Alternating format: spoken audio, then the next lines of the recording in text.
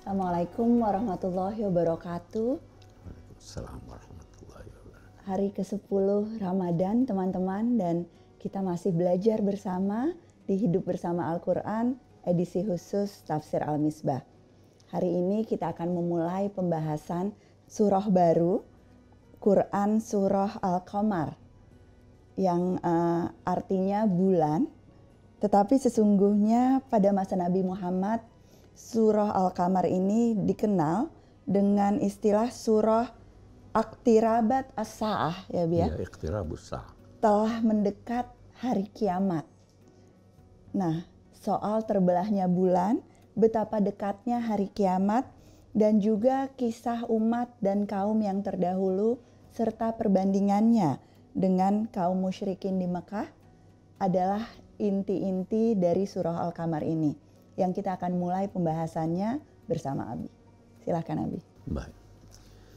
A'udzubillahi minasyaitonirrajim. Bismillahirrahmanirrahim. Iqtarabatis sa'ah wa ansyaqqal qamar. Iqtarabat, telah. Qaruba itu artinya dekat. Kalau ditambah ta, iqtaraba itu berarti sudah amat dekat. Sudah amat dekat. Sudah amat dekat.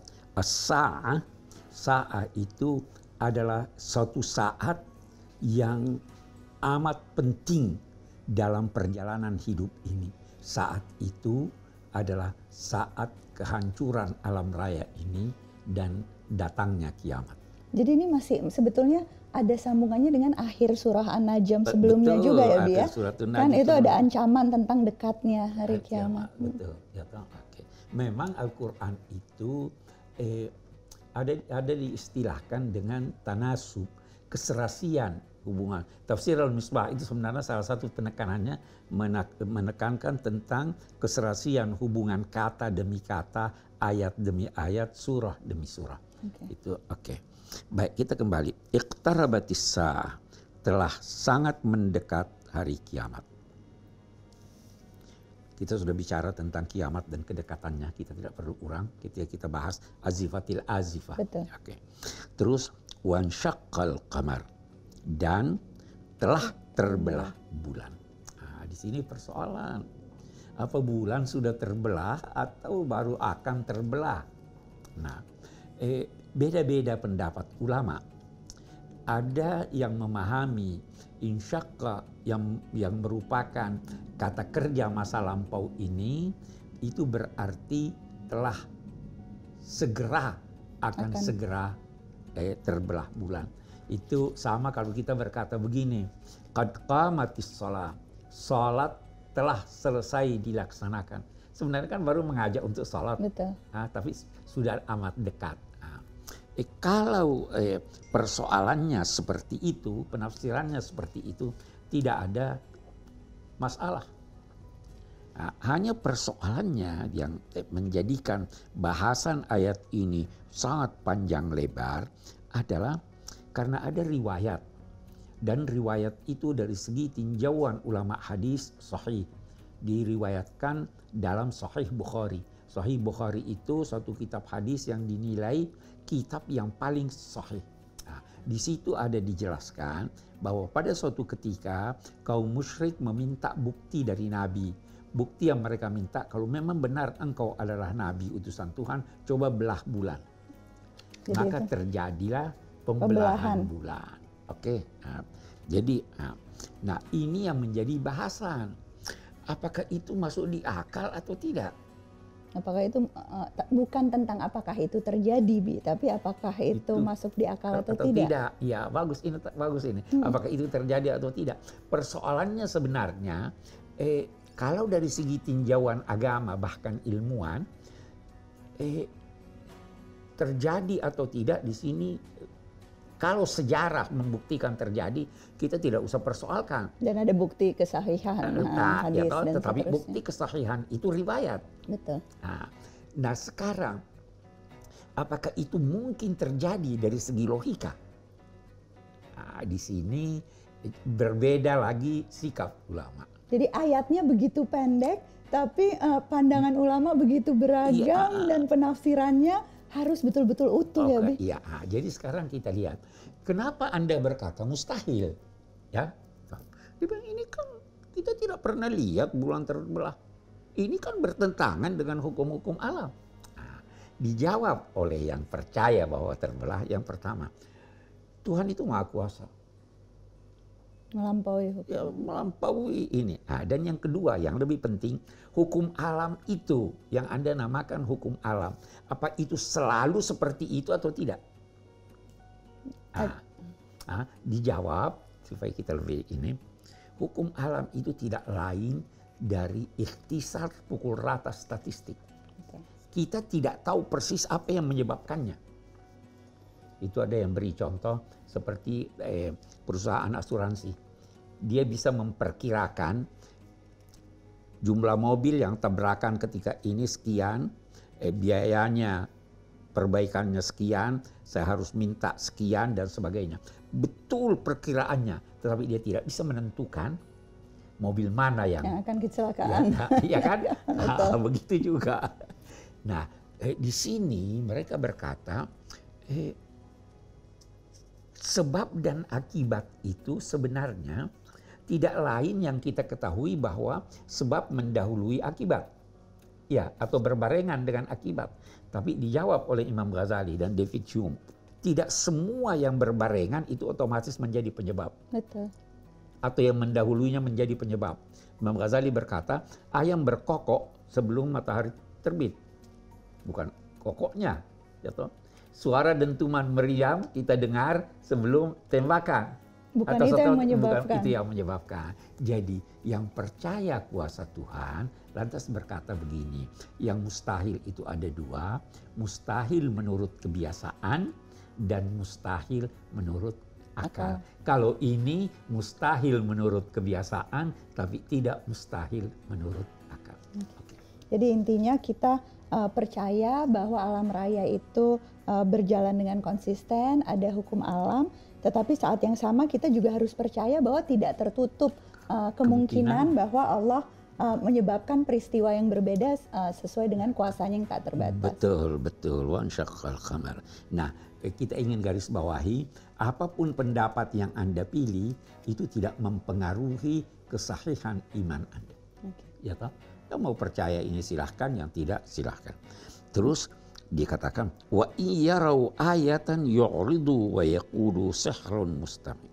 Kalau mereka itu kaum musyrik melihat suatu bukti, ayat itu bukti, tanda keesaan Allah, tanda kebenaran Nabi Muhammad dan sebagainya, yu'ridu, mereka berpaling dan berkata, terus menerus berkata, ini adalah sihir, ini adalah pengelabuan mata. Begitulah terus menerus ucapan mereka. Setiap lihat ini, oh ini sihir, ini sihir, ini sihir. Kadzabu wattaba'u ahwa'ahum wa kullu amrin mustaqar. Mereka mendustakan, mereka mengikuti hawa nafsu mereka, dan ketahuilah bahwa segala sesuatu pasti ada akhirnya dan akan terbukti. Walaqad ja'ahum minal anba'i ma fihi muzdajar. Sungguh telah datang kepada mereka berita-berita penting yang berkaitan dengan kehidupan mereka, yang berkaitan dengan kehadiran Tuhan. Berita-berita yang sangat penting yang tidak boleh dilecehkan. Kita baca di Juz Amma. Amma yatasa'alun anin naba'il azim. Telah datang kepada mereka. Rasul itu menarik ya. Salesman itu nunggu pelanggan datang atau dia yang harus datang? Nyari pelanggan dong. Cari pelanggan. Bisa diibaratkan bahwa Nabi itu menawarkan ajaran ini kepada masyarakat dan beliau datang satu persatu membawa ini. Karena itu bagian dari fungsi kenabiannya ya. Karena itu berita penting yang harus disampaikan. Dan itu juga mestinya fungsi dari setiap mubalik dan dai. datang justru kepada kelompok-kelompok yang paling membutuhkan pesan-pesan keagamaan. Nah, Ella ingin tahu sesudah ini Bi, bagaimana reaksi kaum musyrikin yang tadi dibilang terus-menerus sebetulnya menolak, dan apakah ada batasan dari kedatangan Nabi dan seterusnya. Dan itu adalah apa yang akan kita bahas bersama di lanjutan episode ini. Saksikan tayangan berikutnya teman-teman, jangan kemana-mana, tetap di Hidup Bersama Al-Quran, edisi khusus Tafsir Al-Misbah. Bait Al-Quran adalah salah satu program pusat studi Al-Quran dalam bentuk pesantren pasca tahfiz, khusus bagi santri berbagai daerah yang sudah hafal 30 juz. Sama seperti program PSQ lain, pesertanya terpilih dan mendapat beasiswa, diberikan pendidikan dalam bidang tafsir, kajian keislaman lain, dan pembekalan kewirausahawan. Alumni Bait Al-Quran kembali ke pesantren dan kabupaten masing-masing untuk menjadi penggerak Islam moderat di kampung halamannya di penjuru Nusantara. Assalamualaikum warahmatullahi wabarakatuh. Terima kasih masih setia bersama kami, saya dan Abi Quraish Shihab di Hidup Bersama Al-Quran, edisi khusus Tafsir Al-Misbah. Hari ke-10 Ramadan, dan kita masih akan melanjutkan pembahasan ayat-ayat awal dari surah Al-Qamar. Sebelum kita mulai, Abi, ini ada pertanyaan dari Lita di Cimahi, Teh Lita ini di Cimahi, bertanya tentang syafaat, Bi, yang kita bahas di episode sebelumnya. Apakah di hari kemudian ada syafaat lain selain dari Nabi Muhammad? Nah, jawabannya seperti apa? Ada Ustadz Saifullah, alumni dari Pendidikan Kader Mufasir Pusat Studi Al-Quran, yang akan memberikan ulasannya. Silakan Ustadz Saifullah. Assalamualaikum warahmatullahi wabarakatuh. Alhamdulillah wassalatu wassalamu ala Rasulillah. Apakah selain Nabi Muhammad SAW bisa memberikan syafaat? Yang pertama, syafaat itu mutlak milik Allah Subhanahu wa taala. Kulillahi syafa'atu jami'an. Katakanlah milik Allah itu syafaat seluruhnya. Jadi tidak ada yang bisa memberikan syafaat kecuali atas izin Allah. Ma min syafi'in illa min ba'di idzni. Ini juga selaras dengan ayat kursi. Man dzalladzi yashfa'u indahu illa bi'idznih. Jadi selain baginda Nabi Muhammad SAW, kalau memang Allah izinkan, kalau memang Allah restui, bisa memberikan syafaat. Gitu. Itu juga digambarkan di dalam Al-Quran. Walladzina amanu wattaba'athum dzurriyyatuhum biimanin alhaqna bihim dzurriyyatahum. Jadi kalau ada orang tua yang soleh, kemudian anak keturunannya beriman, itu anak bisa terangkat derajatnya karena sebab orang tuanya yang soleh, bisa ikut menaik ke tempat surga orang tuanya yang soleh. Jadi kalau kita ditanyakan apakah benar selain Nabi bisa memberikan syafaat, kalau Allah izinkan, betul bisa. Itu pun sebetulnya digambarkan di dalam hadis-hadis Nabi Muhammad SAW. Terima kasih. Assalamualaikum warahmatullahi wabarakatuh. Terima kasih Ustadz Saifullah. Teh Lita, semoga terjawab pertanyaannya, dan kita lanjutkan, Abi, pembahasan tentang kaum musyrikin dan tugas Nabi terhadap mereka. Oke. Jadi kita kembali telah datang kepada mereka itu, kaum musyrik, kepada umat manusia, berita-berita penting yang sebenarnya apa yang disampaikan itu sudah cukup untuk mencegah mereka untuk tidak beriman. Baru diberi gambaran lagi, hikmatun balighah. Berita-berita penting itu, uraian-uraian itu, tanda-tanda itu merupakan hikmah yang mencapai puncaknya. Hikmah itu apa? Hikmah itu secara singkat kita bisa katakan ilmu amaliyah dan amal ilmiah. Hikmah itu adalah sesuatu yang bila digunakan mendatangkan manfaat atau mencegah keburukan. Itu hikmah. Nah, apa yang disampaikan oleh Nabi, oleh ayat-ayat Al-Quran ini merupakan hikmah, tuntunan ilmiah yang bisa diamalkan dan tuntunan amaliyah yang bersifat ilmiah yang bila diamalkan memperoleh manfaat atau mencegah lahirnya manfaat.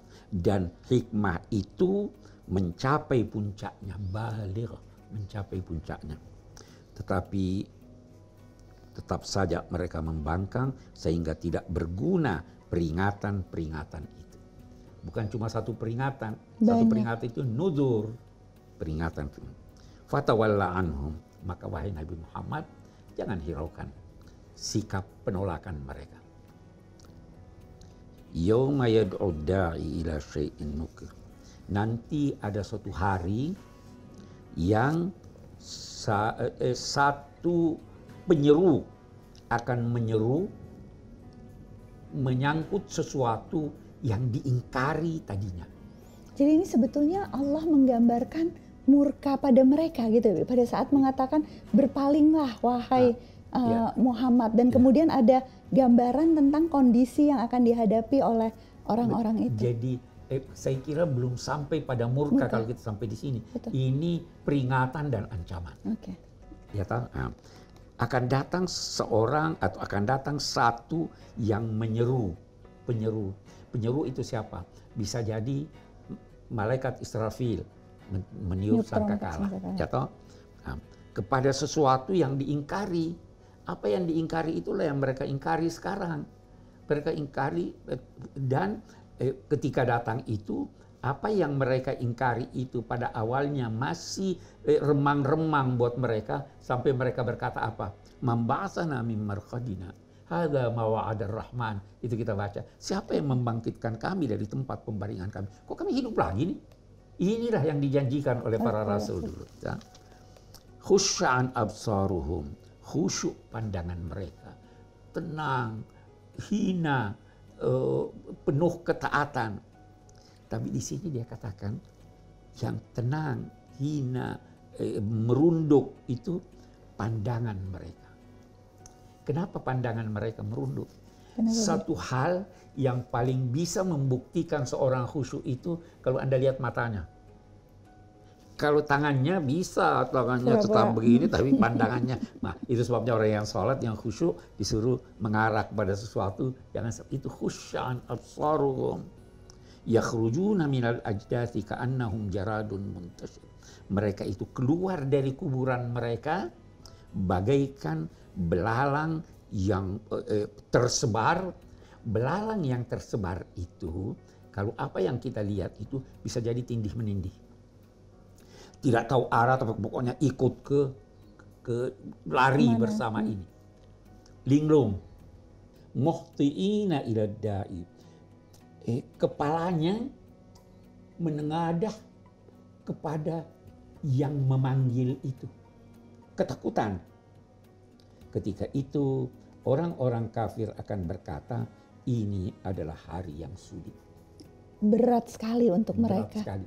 Sebenarnya buat orang muslim pun berat, tetapi di dalam Al-Quran ada dikatakan bahwa ada sisi kemudahannya. Boleh jadi yang pertama mereka merasakan berat, terus ada kemudahan-kemudahannya mereka. Tapi kalau ini ada yaumun asir. Ini jadi ini perjalanan menuju padang mahsyar gitu. Perjalanan menuju padang mahsyar. Nah, itu ancamannya. Ayat berikutnya berbicara tentang kaum Nabi Nuh. Di sini dia katakan kadzabat qablahum qaumun Nuh. Sebelum mereka itu kaum Nabi Nuh sudah mendustakan rasul-rasul. Fakadzabu abdana, mereka itu mendustakan hamba kami. Wa qalu majnunun wasdujir. Mereka berkata ini orang gila, baru mereka lecehkan mereka ini. Satu hal yang Abi ingin garis bawahi di sini, kata abdana. Kedudukan yang paling tinggi di sisi Tuhan itu adalah kedudukan seorang abd. Abd itu apa? Abd itu bisa berarti hamba sahaya. Hamba sahaya harus taat pada tuannya. Apa yang dimilikinya adalah milik tuannya. Abd juga berarti alat. Jadi seorang yang menjadi abdi itu alat. Abdi negara itu alat negara. Abdi Tuhan, alatnya Tuhan. Mau diapakan saja oleh negara, keputusannya ikuti. Mau diapakan saja oleh Tuhan, ikuti. Tetapi jangan lupa, yang dalam 2 tanda petik diperalat, pasti diberi upah. Betul. Tuhan juga akan memberi upah kalau Anda Karena diperalat. itu status sebagai Abdullah itu sebetulnya sesuatu yang sangat tinggi. Sangat tinggi. Sangat Dan tinggi. ini yang juga digambarkan di ayat ini. Iya. Jadi mereka ya kita kembali ya. Wa qalu, umat Nabi Nuh itu menyipati Rasul mereka sebagai seorang gila dan dia dilecehkan, dia dihina dan lain-lain sebagainya. Ketika itu da'a rabbahu, dia bermohon, berdoa kepada Tuhannya, anni maghlubun fantasir. Kita hanya ingin garis bawahi di sini. Itu dia berdoa setelah Tuhan menyampaikan kepadanya, tidak ada lagi yang akan beriman di antara kamu. Sesudah 950 tahun. 950 tahun baru Nabi Nuh kemudian berdoa kepada Allah untuk meminta pertolongan. Pertolongan Allah. Walaupun kita harus garis bawahi, tahun belum tentu sesuai tahun Masehi. Iya, tapi kalau kita kadang-kadang baru usaha, jangankan 950 tahun, 9,5 hari aja rasanya udah lelah gitu. Nah, itu kan pada Arab bau. Waktu dia berdoa itu, doanya menarik. Rabbi la tadhar al-ardi minal kafirina dayyara. Ya Allah, jangan biarkan lagi satu orang kafir hidup di permukaan bumi ini. Karena kalau mereka hidup, dia akan mendidik anak-anaknya menjadi orang-orang kafir. Kalau begitu, sejak dini diisyaratkan bahwa orang tua itu mempunyai pengaruh yang sangat besar terhadap anak-anaknya. Tapi kira kita berhenti dulu di situ. Okay. Nah, menarik sekali ini pembahasan tentang umat Nabi Nuh yang sesungguhnya dalam surah-surah maupun ayat lain itu seringkali menjadi contoh ya Bi. Betul. Menjadi contoh tentang bagaimana perlakuan mereka terhadap Nabi Nuh, bagaimana kemudian ancaman dari Allah Subhanahu wa taala sebagai ganjaran dari apa yang sesungguhnya sudah mereka lakukan. Quran surah Al-Qamar ini teman-teman akan terus menunjukkan pada kita perbandingan tentang sikap-sikap kaum terdahulu dan insya Allah akan terus memberikan banyak pelajaran-pelajaran yang berharga. Semoga besok semua bisa terus ikut hadir bersama kami di Hidup Bersama Al-Quran edisi khusus Tafsir Al-Misbah. Terima kasih sudah menyaksikan.